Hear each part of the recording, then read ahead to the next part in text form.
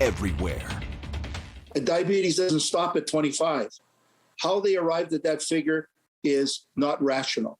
That is Brian Birdie, a retired principal who has lived with diabetes for 45 years. He says Manitoba's new rules that expand coverage for some diabetes equipment until a patient turns 25 leave many people out. Birdie says back when he was first diagnosed, he was just happy there was insulin. But what has really helped him manage his diabetes is newer technology. Because one thing I've always said about diabetes that creates a lot of problems for people, it doesn't hurt. You know, if you break your ankle, it hurts, you do something about it.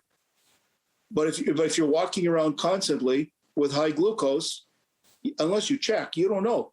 Currently, Manitoba only covers insulin pumps and continuous glucose monitors, both until the age of 25, and they don't cover flash glucose monitors.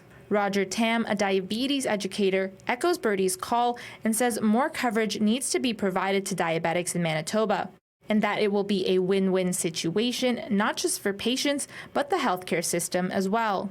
We look at our neighboring province in Ontario, it has shown by them having coverage, it actually helps as an overall cost savings because the amount of money that people living with diabetes puts on the overall healthcare system through hospitalization and cardiovascular risk factors and other things like that.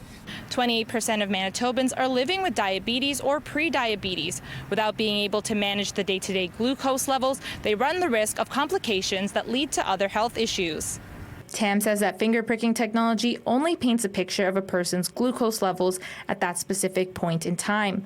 But with continuous monitors, a person, their family, and their healthcare providers can all see the trends in that person's levels. Individuals believe that having access to the technology has already improved their overall quality of life. Anecdotally, when I am working with some of my colleagues within the other province of jurisdictions, they have actually seen an improvement in overall quality of life in regards to the patient's overall management of their condition. And that's the most important thing, right?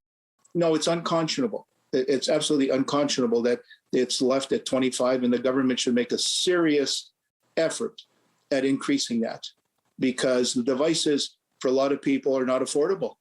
They're not getting them, so they're leaving so what the government is doing is leaving people over 25 at risk.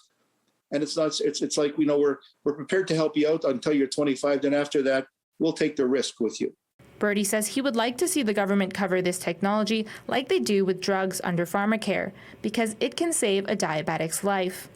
In Winnipeg, Marie Gomez, City News.